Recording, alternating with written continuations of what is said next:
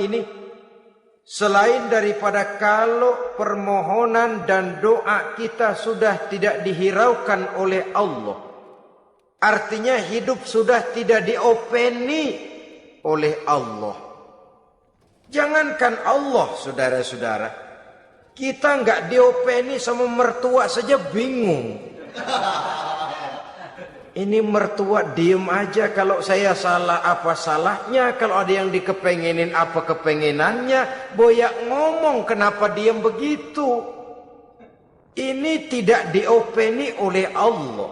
Kemalangan apa yang lebih malang selain daripada kalau doa tidak didengar oleh Allah?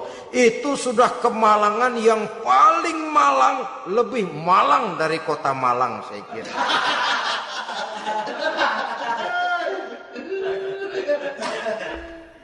Menghadapi pertanyaan ini, Imam Al-Faqih Abu Lais senyum. Lalu beliau berkata, tuan-tuan, tahu kenapa doa tuan-tuan tidak dijawab? Permohonan tidak dikabulkan? Allah sudah tidak memperdulikan tuan-tuan ini? Kami tidak tahu, Imam, maka kami bertanya. Begini, hati tuan-tuan itu mati. Dari hati yang mati, channel tidak nyambung kepada Allah. Dari channel yang putus tidak ada getaran strom, bagaimana akan timbul gejala? Hatimu mati, jadi pantas kalau doa tidak dikabulkan, permohonan tidak dipenuhi, doa tidak terjawab, hatimu mati. Saudara-saudara kaum muslimin, dari hati yang mati ini, getaran tidak akan sampai ke hadratullah azza wa jalla. Nah, ini juga satu penyakit yang kita sangat khawatirkan, yaitu apabila hati kita sudah mati selagi jasad masih hidup. Artinya, jadilah kita bangkai berjalan di hadapan Allah subhanahu wa ta'ala. Sementara kita sangat disibukkan dengan menggali berbagai macam jenis obat penangkal penyakit zahir, dan kita kurang perhatian untuk mencari obat penangkal penyakit batin yang kalau diserang penyakitnya menghancurkan kehidupan abadi di akhirat nanti. Perkembangan ilmu kedokteran nyata benar diikuti dengan perkembangan jenis-jenis penyakit. Makin maju ilmu kedokteran, makin modern penyakit. Ngerti juga rupanya itu penyakit. Dulu kita tidak kenal yang namanya AIDS. Kita tidak tahu yang namanya liver. Kita tidak kenal yang namanya stres. Paling yang banyak cika, masuk angin, dan sebagainya.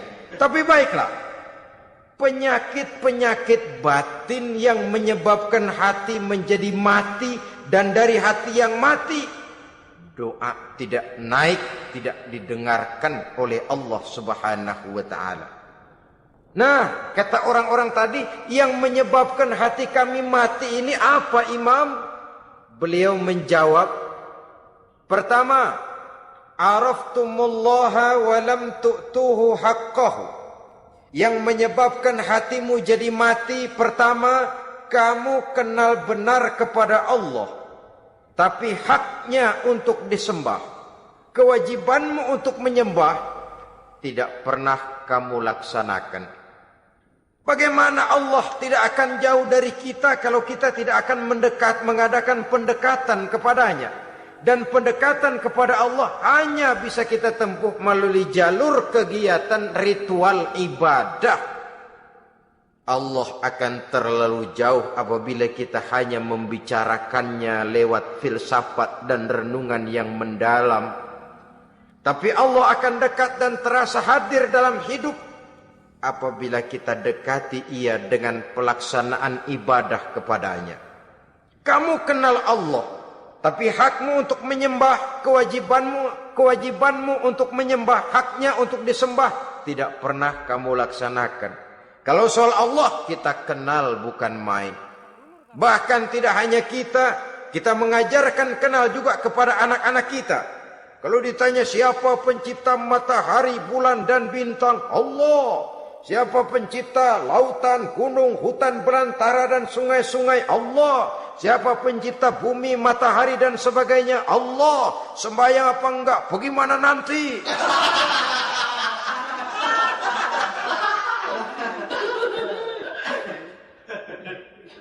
Tanpa pendekatan, Allah akan jauh.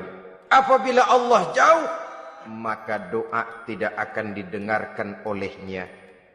Oleh sebab itu, logika mengajarkan kepada kita, berpayahlah dulu. Wa mal ladzatu illa ba'da ta'ab. Innama al-usri yusra. Di balik kesulitan menunggu kemudahan. Nikmat baru akan terasa. Kelezatan hidup baru akan terasa setelah kita jerih payah banting tulang peras keringat. Rasanya memang lebih nikmat sepotong singkong hasil cucuran keringat sendiri ketimbang roti dijejelin orang. Ini berarti kita ingin mohon pertolongan kepada Allah. Sementara dengan Allah sendiri kita jauh. Sama saja dalam kehidupan kita analoginya, saudara-saudara. Orang tidak kenal kepada saudara. Tahu-tahu jauh dari saudara. Tahu-tahu datang mau minjem duit. Apa kesan saudara? Enak aja, kenal enggak, dekat enggak, datang-datang mau minjem duit. Emang duit percetakan bapak lu?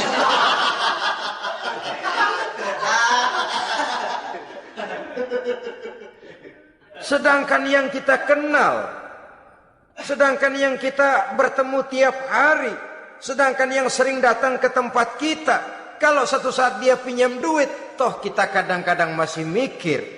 Apalagi datang nggak pernah, berkunjung nggak pernah, ngobrol nggak pernah. Apalagi kenal juga nggak pernah, datang-datang mau minta. Macam apa? Datang nemuin Tuhan setahun 2 kali. Idul Fitri, doang Idul Adha. Doa cerewet banget, apa aja diminta. Saudara hadirin, bagaimana doa akan kabul, permohonan akan dijawab? Jikalau kita jauh dari Allah, kita kenal Allah, haknya untuk disembah, kewajibannya untuk menyembah, tidak pernah kita laksanakan.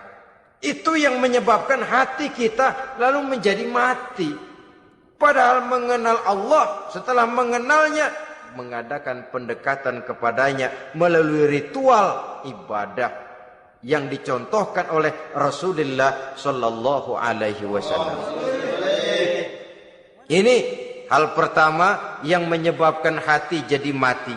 Kamu terlalu kenal Allah tapi tidak pernah menyembah kepadanya. Sama aja orang kerja kagak, habis bulan mau minta gaji. Karena kita jitak palanya. Macam apa? Kerja enggak, tahu-tahu datang mau minta gaji. Kerja dulu yang baik, habis bulan baru enggak diminta pun memang sudah ada jatahnya. Ibadah dulu kita kepada Allah. Soal Allah memberikan karunia kepada kita, itu hak Allah. Apabila kita dekat dengannya, ibadah yang kita laksanakan benar, karunia itu akan datang kepada kita. Saudara-saudara, yang kedua yang menyebabkan hati jadi mati, qara'tumul Qur'an walam ta'malu bih. Kamu baca Al-Qur'an tapi ajarannya tidak pernah kamu amalkan. Kamu baca Quran tapi isinya kamu injak-injak. Sehingga ada peringatan dari Rasul sallallahu alaihi wasallam. Beliau bersabda, "Iza azzamat ummatid dunya wa fi riwayatin dinaron wa dirhaman nuzi'at minha haibatul Islam. Wa iza turikatil amru bil ma'rufi wan nahyu 'anil munkari hurimat 'alaihim barakatul wahyi. Wa iza tasabat ummati saqatat min ainillah." 3 peringatan keras, tapi yang merupakan gejala penyakit kita umat Islam diperingatkan oleh Nabi kita. Pertama, iza azzamat ummatid dunya, apabila umatku telah terlalu mengagung-agungkan dunia, apabila umatku telah jatuh menjadi umat yang materialistis, segalanya diukur dari sudut keduniaan saja, nuzi'at minha haibatul Islam, maka akan dicabutlah dari mereka kehebatan agama Islam. Hilang kehebatan Islam apabila kita jatuh menjadi umat pengagung dunia, penyembah materi. Nilai kita, keberadaan kita tidak dihargai orang lain. Orang memandang kita remeh saja. Orang Islam gak ada apa-apanya, bayar aja. Bisa dibeli, bisa diatur, bisa dikerjain, garap saja. Nuzi'at minha haibatul Islam, hilang dari mereka kehebatan Islam ini. Kenapa? Mereka telah mengagungkan dunia dan menjadikannya sebagai tujuan. Padahal dunia cuma alat, materi cuma alat, harta cuma alat. Yang kedua, wa iza turikatil amru bil ma'rufi wan nahyu 'anil munkari hurimat 'alaihim barakatul wahyi. Apabila telah ditinggalkan amar ma'ruf dan nahi munkar, maka hilanglah keberkahan wahyu. Ini yang ada hubungannya dengan masalah kita. Kita baca Quran, kita tidak amalkan isinya. Bagaimana hati tidak jadi mati? Amar ma'ruf dan nahi munkar ditinggalkan orang, hilang keberkahan wahyu. Pada saat itu boleh jadi Quran ada, tapi cuma tinggal tulisan saja. Islam ada, cuma tinggal sekedar nama saja. Diseminarkan, disimposiumkan, dimuktamarkan, tapi tidak dijabarkan dalam kehidupan sehari-hari. Apabila amar ma'ruf dan nahi munkar telah ditinggalkan orang, hilang keberkahan Quran. Akibatnya apa? Apabila amar ma'ruf tidak lagi digalakkan orang, nahi munkar tidak dilaksanakan orang, lalu orang menilai sesuatu menurut seleranya sendiri. Mana yang ma'ruf, mana yang munkar, tidak ada lagi patokan utama. Kalau baik kata otaknya, dia kerjakan. Tidak baik menurut otaknya, dia tinggalkan. Agamanya adalah otak, berhalanya adalah akal. Akhirnya umat kehilangan pedoman. Tidak lagi jelas mana batas yang ma'ruf, mana batas yang munkar. Dalam kondisi sedemikian, akhirnya akan terjadi penjungkiran nilai. Paling celaka nantinya, yang ma'ruf malah dianggap munkar, yang munkar malah menjadi ma'ruf. Peringatan ketiga dari Nabi, wa iza tasabat ummati saqatat min ainillah, apabila umatku sudah saling berbantahan, apabila umatku sudah saling caci memaki, saqatat min ainillah, jatuhlah mereka dalam pandangan Allah Subhanahu wa taala. Hilang wibawa umat yang sudah saling mencaci maki, saling menjatuhkan, saling gasak, gesek, gosok. Justru agama menganjurkan kita ini saling asah, asih, asuh. Kadang yang kita praktekkan, kita ini saling gasak. Yang kedua, saling gesek. Yang ketiga, saling gosok. Gasak, gesek, gosok. Kacau kita ini. Saling gasak, menjegal kawan seiring, menggunting dalam lipatan. Saling gosok, fitnah sana, fitnah sini. Saling gesek, sikut kiri, sikut kanan. Tidak peduli orang lain luka dan sebagainya. Yang penting dia bisa nangkring. Jatuh kita dalam pandangan Allah apabila umat sudah saling mencaci maki. Maka kita kembali kepada persoalan. Hal kedua yang menyebabkan hati jadi mati, qara'tumul Qur'an walam ta'malu bih. Kita baca Al-Quran, tapi ajarannya nyaris tidak kita amalkan di dalam kehidupan kita. Akibatnya hati lalu jadi mati. Itu yang kedua. Yang ketiga yang menyebabkan hati jadi mati dan doa tidak terjawab, idda'aitum annakum min ummati Muhammadin sallallahu alaihi wasallam wa lam ta'malu bi sunnatihi Kamu mengaku, kamu memproklamirkan diri sebagai umatnya Nabi Muhammad, tapi sunnahnya tidak pernah kamu amalkan. Malahan perkembangan paling akhir, bukan saja tidak mau mengamalkan sunnah, malah mengingkari sunnah. Inna lillahi wa inna ilaihi raji'un. Oh, Nabi Muhammad itu manusia biasa seperti kita. Sebagai manusia dia bisa salah. Dan ternyata hadis banyak yang palsu. Yang otentik cuma Quran. Selebihnya adalah sejarah. Tidak ada itu sunnah. Langsung saja kepada Quran. Oh, hadis itu bukan sumber hukum. Oh, tidak perlu mengamalkan sunnah. Saudara-saudara kaum muslimin, mengaku kita umat Nabi, tapi sunnahnya kita campakkan.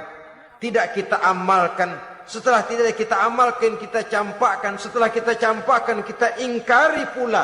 Inna lillahi wa inna ilaihi raji'un. Bagaimana hati tidak jadi mati? Kalau siang malam kita memproklamirkan diri sebagai umat Nabi Muhammad, sementara sunnahnya kita campakkan, kita abaikan, dan kita ingkari dia, sunnah itu. Padahal, jikalau sekarang kita mengenal Islam, jikalau kita sekarang ngerti halal haram, tahu hak batil, bisa memilah dan memilih antara yang ma'ruf dengan yang munkar, itu utamanya adalah karena jasa Nabi Muhammad sallallahu alaihi wasallam. Yang dari generasi ke generasi dilanjutkan oleh para sahabat, oleh tabi'in, oleh tabi'it tabi'in, terus oleh para ulama-ulama sampai kepada kita sekarang ini. Walaupun beliau hanya berfungsi sebagai penyampai, tapi kepribadiannya dijadikan model oleh Allah Subhanahu wa taala di dalam kita melaksanakan kehidupan beragama. Bahwa beliau manusia seperti kita, memang dalam arti unsur biologisnya ya manusia. Punya darah, punya daging, punya hati, punya perasaan, bisa sedih, bisa gembira. Tetapi beliau itu termasuk basyarun la kal basyar. Manusia yang tidak seperti manusia pada umumnya. Punya spesifik. Dan itu wajar sebagai seorang Rasul pilihan Allah. Apalagi merupakan Rasul pilihan dari sekian puluh pilihan. Bahwa jamrud itu batu memang, tapi nilainya kan berbeda dengan batu kolar. Satu truk batu kolar dengan barangkali segenggam batu jamrud, nilainya tentu jauh lebih mahal batu jamrud. Kalau soal batunya, sama batunya, tapi nilainya berbeda karena esensinya berbeda. Kita manusia, Nabi Muhammad juga manusia, sama manusianya memang, tapi kualitasnya, nilainya tentu jauh panggang daripada api. Itu sebabnya Allah menjadikan beliau sebagai model. Laqad kana lakum fi rasulillahi uswatun hasanah. Di dalam diri Rasul itu terdapat contoh teladan yang sangat baik bagi kita. Oleh karenanya, pada pertemuan kali ini, apabila kita konsekuen mengaku umat Nabi Muhammad, marilah konsekuen juga menegakkan sunnahnya. Yang keempat, yang menyebabkan hati jadi mati dan doa tidak terjawab, akaltum ni'mata rabbikum walam tashkurulah. Tiap hari kamu makan nikmat Tuhanmu, tapi kamu tidak pernah mau bersyukur kepadanya, kepada Allah Subhanahu wa ta'ala. Nikmat Tuhan kita doyan banget. Tidak pernah sehari dan sesaat pun terlepas diri dan hidup ini dari nikmat-nikmat yang diberikan Allah. Sejak kita bangun tidur sampai tidur kembali, bahkan tidur itu sendiri, di pasar, di sawah, di kantor, dimanapun kita berada, gak pernah nikmat Allah berhenti. Hidup kita dalam alam diberikan segala fasilitas untuk menunjang kehidupan. Gak pernah Allah pasang pajak matahari, gak pernah Allah pasang pajak gas udara. Nikmat-nikmat yang banyak itu tiap hari kita kecap, tiap hari kita nikmati. Tapi kita tidak pandai bersyukur. Padahal Allah memberikan peringatan keras dalam hadis qudsinya. Man lam yashkur ala na'mai wa lam yasbir ala balai falyakhruj min tahti samai wal yatlub rabban siwaya. Siapa yang tidak mau bersyukur terhadap nikmat yang aku berikan kepadanya dan tidak mau bersabar terhadap ujian yang aku berikan kepadanya, silahkan keluar saja dari kolong langit ini dan cari Tuhan selain aku. Diusir oleh Allah. Kalau orang tidak mau bersyukur terhadap nikmat yang aku berikan dan tidak mau bersabar terhadap ujian yang aku timpakan, keluar dari kolong langitku, keluar, cari Tuhan selain aku. Diusir. Lah yang ngusir Allah. Anak sekarang bilang mau ke Menong.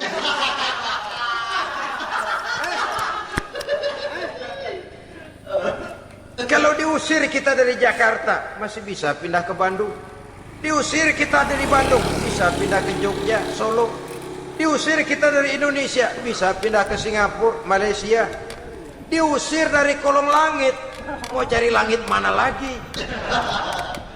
Kalau kau tidak mau mensyukuri nikmat, tidak sabar terhadap ujian yang aku berikan kepadamu, keluar saja, keluar dari kolong langitku ini, cari Tuhan selain aku. Kalau istilah kita mah Tuhan jengkel banget udah itu. Ayo. Nikmatku yang nikmat yang aku berikan kau makan, tapi kepadaku engkau tidak pernah mau bersyukur. Saudara-saudara kaum muslimin rahimakumullah, wajar. Kita dulunya tidak ada, sekarang ada nikmat. Susunan biologis manusiawi kita demikian cantik, nikmat. Tinggal di bumi, fasilitas yang kita perlukan disediakan, tinggal kita kemampuan kita mengelolanya. Nikmat. Diberikan kita otak yang membedakan kita dengan binatang. Nikmat. Diberikan kita agama, diutus para rasul untuk jadi model dalam kehidupan kita. Nikmat. Kalau cara kita emang kurang apa sih? Apa yang kurang, hei manusia? Engkau tidak ada, aku adakan. Kalau aku perintahkan kau tinggal di bulan, mungkin kau tidak akan sanggup hidup. Begitu lahir juga kelepek-kelepek habis. Ya enggak ada HO2 toh di bulan. Mau ngisap apa? Aku tinggalkan kau, aku perintahkan tinggal di permukaan bumi. Alamnya indah, fasilitas serba menunjang. Nikmati semuanya, semuanya untuk kamu, semuanya. Satu pintaku, syukuri nikmat yang aku berikan kepadamu. Dia bukan cuma syukur dalam ucapan, syukur dalam perbuatan. Banyak nikmat yang diterima, makin banyak dia sujud, makin banyak dia ruku, makin banyak dia mengadakan pendekatan kepada Allah. Syukur dalam artian berupa tindakan dan perbuatan, mempergunakan nikmat sesuai dengan kehendak yang memberikan nikmat itu sendiri kepada kita. Saudara-saudara kaum muslimin rahimakumullah, ini penyakit yang keempat.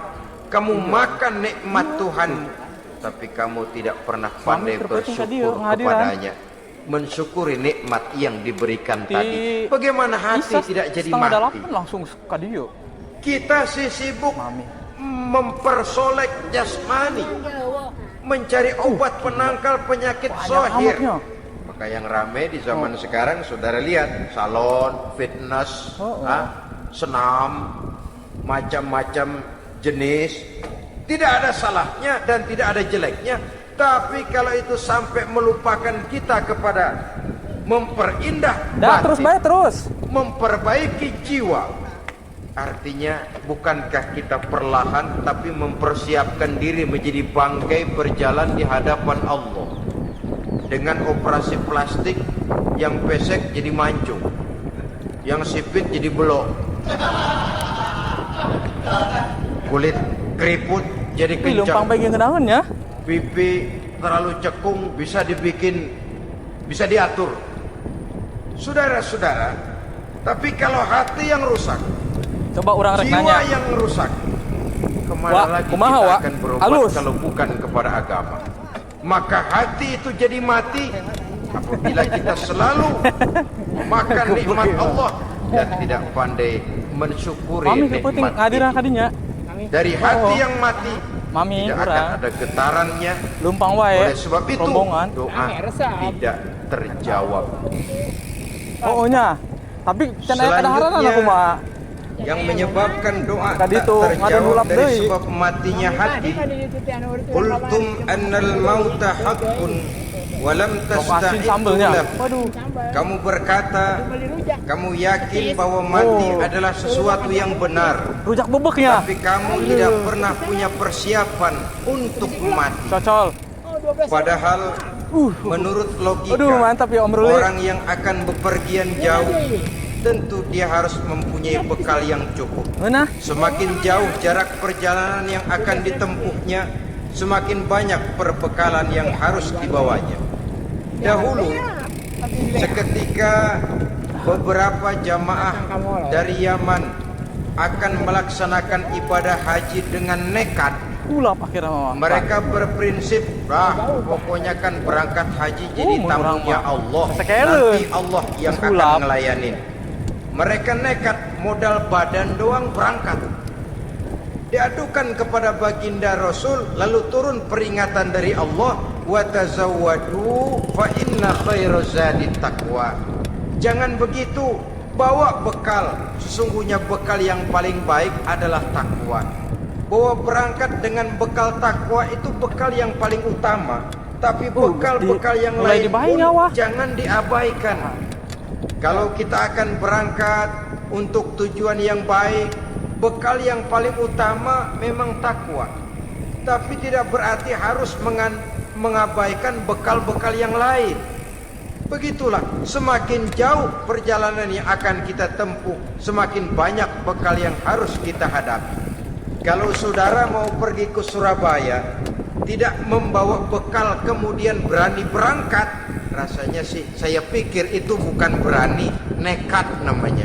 Sama saja orang belum pernah sembayang, Iya tahu Marista. Bonteng. nekat tuh orang. Itu lain tuh. Berani amat. Belum berbuat Aya. kebaikan barang sedikit pun sudah mati, nekat Iya, sama namanya. dulur iya.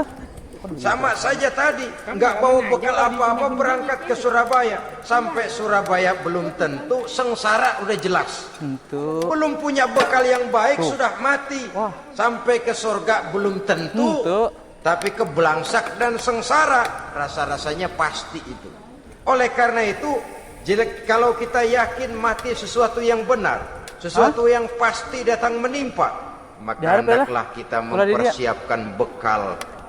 Kemudian idda'aitumun najata minan nar wa ramaitum fiha anfusakum. Kamu memproklamirkan diri ingin selamat dari neraka, tapi kamu lemparkan dirimu ke dalam neraka. Bagaimanapun bajingannya bajingan, Mang. kalau ditanya ente mau masuk neraka enggak? Jawabannya pasti enggak. Itu pasti perbuatannya sendiri yang melemparkan dirinya ke dalam neraka, membiarkan dirinya berlarut Ngaji mami mah. bertimbun dalam dosa dan kesalahan, dan tidak akan ada niatan untuk memperbaiki diri. Hanyut di meja judi, habis ditelan minuman keras, fitnah sana fitnah sini, hasud sana hasud sini. Padahal mulutnya ingin selamat dari neraka, perbuatannya malah melemparkan dirinya ke dalam api neraka. Tidak ada orang yang lebih sayang kepada diri kita selain kita sendiri. Dan menyayangi diri itu tidak cuma dengan memandikannya sehari 3 kali, memakaikannya parfum dengan segala macam merek, memakai sabun yang wangi-wangi, minyak yang harum-harum. Lebih daripada itu, jaga dan sayangi diri. Jangan jatuhkan dia ke dalam perbuatan-perbuatan yang bisa menjerumuskan diri itu ke dalam neraka. Kemudian disambung oleh Imam Al-Fatih Abu Lais yang menyebabkan doa tidak terjawab karena hati mati. Idda'aitum dukhulal jannah walam ta'malu laha. Kamu ingin masuk surga, tapi kamu berat mengamalkan perbuatan yang bisa menyampaikan kamu ke surga. Semua kita kalau ditanya Mau Serang masuk naik gila surga? kan? Mau. Tapi jarang yang berlomba melakukan perbuatan-perbuatan yang bisa menyampaikan kita ke surga. Kemudian yang terakhir kata Imam Al-Faqih Abu Lais, dafantum mautakum walam ta'tabiru laha. Kamu menguburkan orang yang mati di antara kamu, tapi kamu tidak bisa mengambil iktibar, tidak bisa mengambil pelajaran dari mayit yang jenazah yang kau kuburkan itu. Mestinya kan nguburin orang tuh Yo, ngajak buat liwat ya. sadar. Ayam kampung di sana. Sekarang dia Om Aris. baringkan di liang lahan menghadap ke arah kiblat, Oh, bantalnya tanah. Setelah itu ditutup dengan papan, lalu ditimbur dengan tanah. Iya, sekarang giliran dia, giliran saya. Entah besok, Weh, Ope. lusa, Jauh bulan amat si depan, Ope. tahun depan, tapi pasti mengubur mayat, mengubur jenazah, tapi tidak bisa mengambil iktibar dari yang dilaksanakannya ini. Ini merupakan penyakit-penyakit batin yang merupakan Kayak handicap bunda-bundaan. yang menimbulkan Selalainan, jarak mikir. antara kita dengan Allah Subhanahu wa taala. Bunda. Pantas kalau itu semua Identik ada dengan pada diri kekristenan kita, saya. hati jadi mati. Dari hati yang mati, doa tidak akan tembus. Kita tidak lagi akan diperdulikan oleh Allah Subhanahu wa taala. Dan itu sekali lagi kemalangan yang terbesar dalam kehidupan kita. Bagaimana jalan keluarnya? Pertama, memperbaiki batin kita, menyelamatkan diri daripada penyakit-penyakit yang bisa mematikan hati seperti yang sudah saya sebutkan tadi. Yang kedua, berdoa dengan adab, sehingga tata cara di dalam kita bermohon kepada Allah Subhanahu wa taala dibicarakan secara khusus oleh Al-Imamul Ghazali dalam kitab Ihya beliau yang disebut adabud doa. Adab di dalam kita melaksanakan doa kepada Allah Subhanahu wa taala. Setelah batin ini bersih dari penyakit-penyakit hati yang bisa menyebabkan hati jadi mati, berdoalah kita kepada Allah. Bagaimana adabnya? Kata Imamul Ghazali rahimahullah, yang pertama hendaklah ia di dalam berdoa itu memilih waktu yang mulia. Minal awqatis syarifah, kata beliau. Memilih waktu-waktu yang punya nilai mulia. Ramadan dalam 1 tahun, Jumat dalam tiap minggu, sepertiga malam yang akhir pada setiap hari. Waktu-waktu yang punya nilai mulia. Walaupun misalnya saudara berdoa pada hari Kamis, tidak ada halangannya Allah mau kabulkan. Ini tidak berarti bahwa kalau sudah berdoa hari Jumat lalu hari Kamis tidak mau berdoa, tidak. Lebih memilih mengintai waktu-waktu yang punya nilai mulia. Lailatul Qadar sekali dalam setahun, waktu-waktu yang punya nilai mulia. Logikanya begini, saudara-saudara. Kalau kita datang ke rumah seseorang, tujuan utama kita minjem duit, yang paling pertama kita perhitungkan tanggal berapa nih? Ayo. Kan itu toh, tanggal berapa? Kalau tanggal 20 atuh minjem duit, Pelan, pelan. orang lagi ngap-ngapan, boro-boro dia bisa minjemin, dia sendiri mungkin Mana? lagi pusing. Kita lebih dulu kita amatin tanggal berapa nih? Yang enak sore Pelan. apa siang? Jam 2. Jam Laut 2 dia Padaran. baru pulang dari kantor, tapi giliran tidur. Kalau dia tidur dibangunin, Ayo, datang mau minjem duit, kagak dimaki-maki sudah kebagusan deh. Kan kita lihat waktunya, timingnya kata orang sekarang. Tanggal berapa, sore apa malam, apalagi gulem apa terang bulan. Itu Betul. semua sudah kita atur sedemikian rupa, memilih waktu. Yang kedua kata Imamul Ghazali, memilih keadaan yang istimewa. Kalau tadi soal waktu, yang kedua soal keadaan. Ada situasi-situasi di mana doa itu diijabah oleh Allah Subhanahu wa taala. Di antaranya kata Imam Abi Hurairah, "Inda zahbi sufuf fi sabilillah." pada waktu mengatur barisan perang membela agama, itu doa kabul. Inda nuzulil ghais, ketika turun gerimis, di situ doa makbul. Inda iqamis sholat, ketika sholat mau didirikan, riwayat lain bainal azan wal iqamah, antara azan dan qomat, di situ doa makbul. Itu memilih keadaan-keadaan. Kemudian yang ketiga, kata beliau, berdoa menghadap kiblat. Ya, apa kalau doa madhab mudik Tuhan kagak tahu? Tahu. Tuhan gak dengar? Dengar, cuma lebih etis. Lebih etis kalau kita berdoa menghadap ke arah kiblat. Saudara-saudara kaum muslimin rahimakumullah. Yang keempat, hifdzus shaut, sederhanakan suara. Tidak terlalu keras, juga tidak terdengar orang lain, apalagi kalau doa kita diaminkan oleh orang lain. Tidak usah terlalu keras. Kenapa? Karena Allah yang kita meminta kepadanya bukan zat yang tuli, bukan zat yang buta, bukan zat yang tidak dengar, bahkan Dia Maha dengar. Juga tidak terlalu seperti orang berbisik-bisik, apalagi kalau doanya doa bersama-sama. Tapi kadang-kadang terdorong oleh husnuzon dari para makmum saja. Tidak peduli apa yang dibaca oleh imam, yang kedengaran cuma amin aja gerengan. Amin, amin, amin, amin, amin, amin.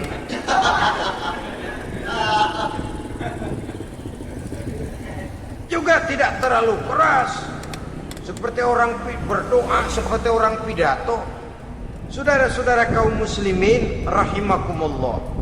Yang kelima, alla yatakallafa saja' fid doa. Dalam berdoa, kalau istilah kita, jangan nyelongcong.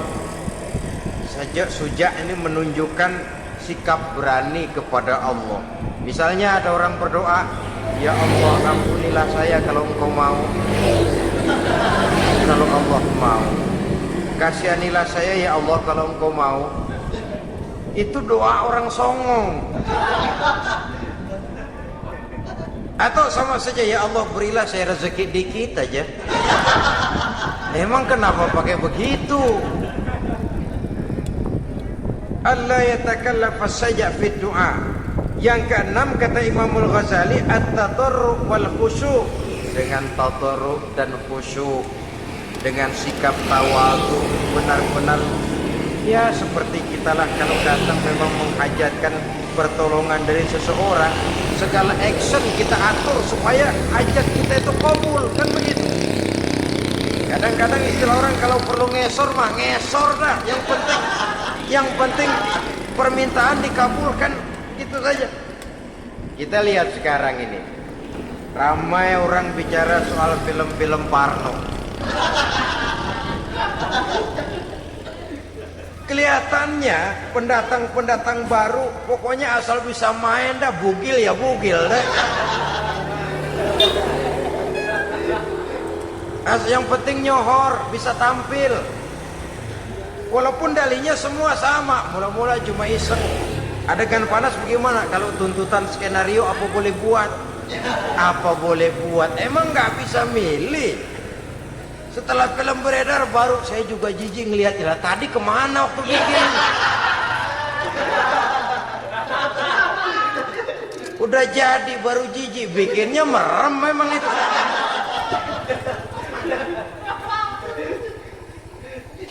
Tapi ada satu analogi, asal bisa main, asal bisa tampil di layar, apa saja jadi taruhan sudah. Bugil ya bugil dah, gak soal dah, pokoknya bisa main, tampil, nyohor, masuk koran.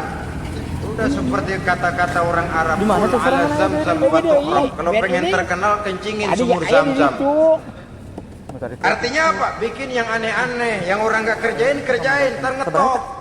Cobaan? Yang ngetop lempengan jeleknya. Apa aja yang Sumur Zamzam dikencingin, kan nyohor itu. Sedunia orang kenal. Kenapa? Gila. Tapi nggak baik.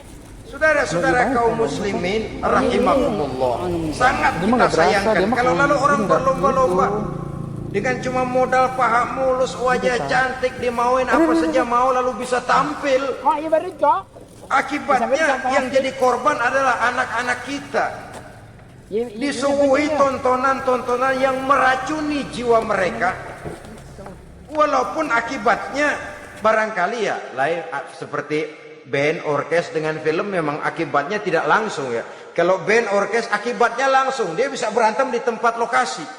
Film orang nonton tahu dia di tempat itu, bukan di tempat itu dia praktek, pulang jadi pikiran dia. Tadi serem ya. Ntar kalau udah kesempatan kita praktek. Nah, ntar ngancemnya itu yang gak enak. Tapi yang saya analogkan dengan persoalan kita, tingkah pola artis apapun dilakukan asal bisa main. Nah itu tuh, asal dapat kesempatan acting. Dalihnya ya tuntutan skenario lah, iseng lah, macem-macem lah. Tapi yang jelas satu target, saya harus dapat kesempatan main. Untuk sampai ke situ, cara apa saja harus saya tempuh. Tidak peduli harus menginjak-injak norma dan budaya bangsa yang luhur. Tidak peduli harus bertentangan dengan kaidah agama. Tidak peduli hasilnya meracuni umat masyarakat, terutama generasi muda. Yang penting kan ngetop. Saudara-saudara, baiklah ya, itu soal lain. Tapi soal kita ialah at-tadarru wal khusyu'. Bermohon kepada Allah dengan tadarru, khusyuk dan tawadhu. Seperti kalau kita mau bermohon kepada seseorang, kita merendahkan diri. Pak, saya memang orang gak mampu, Pak. Utang saya udah selebar kampung, Pak. Anak udah 16 seperempat. Apa saja kita meratap, menghibah, mengeluh, merintih, ujungnya kan yang penting gue pinjam duit dapet dah gitu. Apa kayak diomongin, pokoknya pulang bawa duit, itu saja. Itu strategi manusiawi. Kalau ini kita adakan konteks, oh iya, kepada Allah lebih lagi kita tadarru, khusyuk, tawadhu. Doa dengan tawadhu, sebab kita akan bermohon kepada yang serba maha. Menghadap ke arah kiblat, duduk bertafakur dengan khusyuk, tawadhu. Jangan doa sembari tolak pinggang.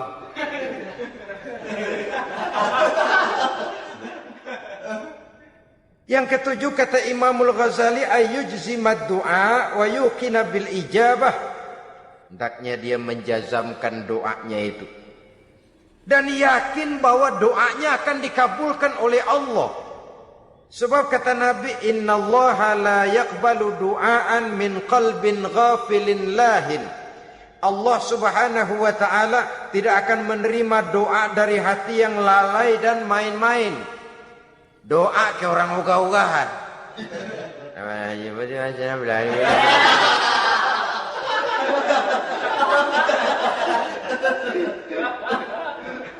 Kali malaikat nyongok dong, lu minta apa lu?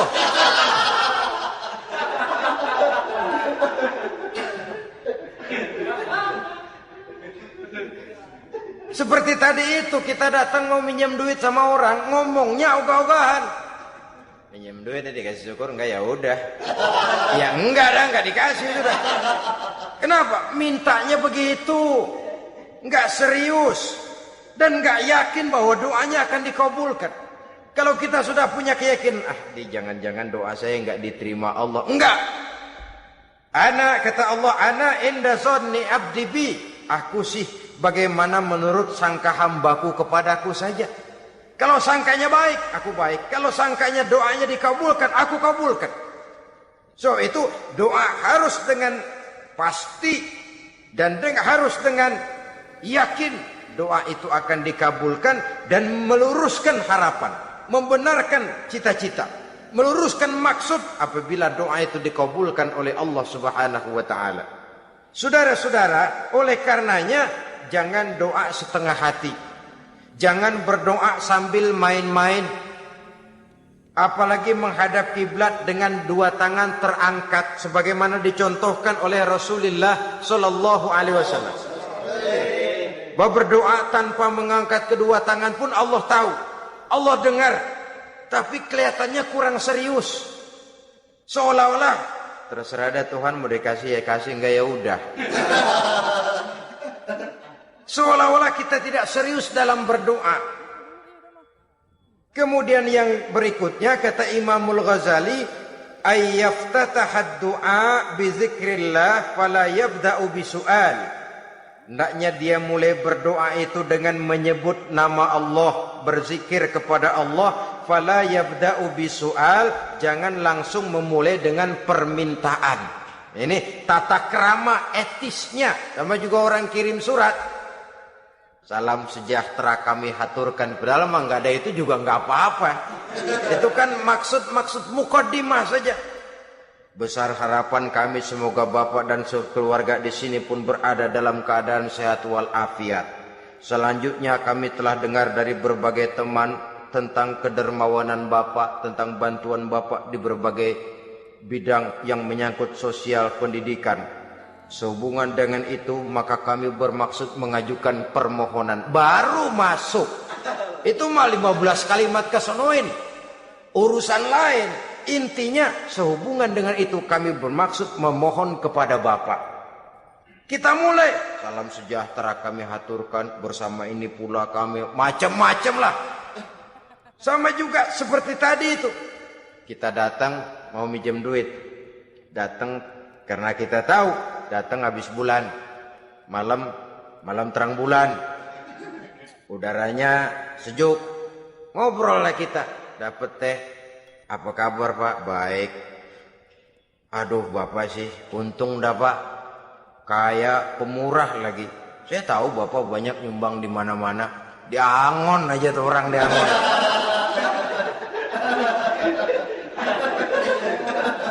Kira-kira udah mau telap aja baru dikedat. Ngomong-ngomong Pak, nah mulai nih kalau udah ngomong dah tuh mulai. Baru masuk. Jadi etisnya berdoa itu dimulai dengan zikrullah. Karena itu umumnya dimulai dengan alhamdulillahi rabbil alamin. Kita puji dulu Allah. Alhamdulillahi rabbil alamin hamdan yuwafi ni'amahu wa yukafi'u mazidah. Kita puji dulu Allah. Seperti orang tadi lah. Kita puji dulu kebaikannya. Walaupun pada akhirnya kita minjem duitnya. Ya, sebenarnya Allah nggak perlu dipuji toh. Dipuji atau tidak Allah tetap termulia. Ini etis manusia. Allah tidak berharap untuk dipuji oleh manusia. Allah tidak untung seluruh alam memujinya. Manusia mau muji atau tidak itu urusan manusia sendiri. Allah tidak minta untuk dipuji. Allah juga tidak gila kepada pujian. Kalau kita memulai doa dengan pujian, etis kita kepada Allah Subhanahu wa taala di dalam kita bermohon kepadanya. Saudara-saudara kaum muslimin rahimakumullah. Kemudian menyesuaikan doa dengan kondisi. Ini termasuk syarat batin ya. Taubat, waraddul mazalim, kata Imam Ghazali, menolak segala macam kezoliman. Artinya kalau berdoa itu tahu diri. Kalau gaji kita sebulan 700 atau 800, 900 ribu, berdoa minta rezeki 1 juta, itu tahu diri namanya. Kan cuman kurang 100 ribu. Ya kalau kerja kagak, minta gajian 1 juta. Pengen doa dikabulkan, rasanya secara etis nggak tahu diri orang berdoa seperti itu. Orang datang mau minta duit, mau pinjam duit kepada kita, kan kita lihat kira-kira mampu ngembaliin nggak nih orang. Kita lihat, kita evaluasi kemungkinannya. Lalu si yang minjem tentu tahu diri. Kalau memang kekuatannya ngembaliin tidak seperti kekuatannya mulangin, hendaknya dia timbang rasa. Begitu juga kepada kita etisnya kepada Allah Subhanahu wa taala. Tahu diri, menyesuaikan doa dengan keadaan. Kalau tidak ada gap terlalu jauh panggang daripada api, nanti nasibnya bagai si pungguk merindukan bulan. Apabila adab-adab di dalam berdoa ini kita perhatikan, sejak dia dari adab yang zahir sampai kepada adab yang batin, kemudian penyakit-penyakit yang membuat hati itu jadi mati, maka insya Allah doa kita dijabah oleh Allah Subhanahu wa ta'ala. Dalam Al-Baqarah ayat 186, Allah Subhanahu wa ta'ala menjelaskan, wa iza sa'alaka ibadi anni fa inni qarib ujibu da'watad da'i iza da'ani falyastajibu li wal yu'minu bi la'allahum yarshudun. Apabila hambaku bertanya kepadamu Muhammad tentang aku, kata Allah, fa inni qarib, katakan kepadanya, aku dekat sekali dengan mereka. Ujibu da'watad da'i iza da'ani, aku akan jawab, aku kabulkan permohonan orang-orang yang berdoa kepadaku. Falyastajibuli wal yu'minu bi, maka hendaknya mereka juga menjawab panggilanku atas dasar iman kepadaku. La'allahum yarshudun, semoga dengan ini mereka kelak mendapat petunjuk. Saudara-saudara, Al-Baqarah 186 ini dengan nyata menjelaskan kepada kita, Allah akan menjawab doa, mengabulkan permohonan apabila kita falyastajibuli wal yu'minu bi, juga menjawab panggilan Allah atas dasar beriman kepadanya. Logikanya tadi itu, araftumullaha wa lam tu'tuhu haqqahu. Kita tidak pernah mau menjawab panggilan Allah, sementara kita berharap doa kita dijawab oleh Allah. Apa enggak pincang? Apa enggak berat sebelah?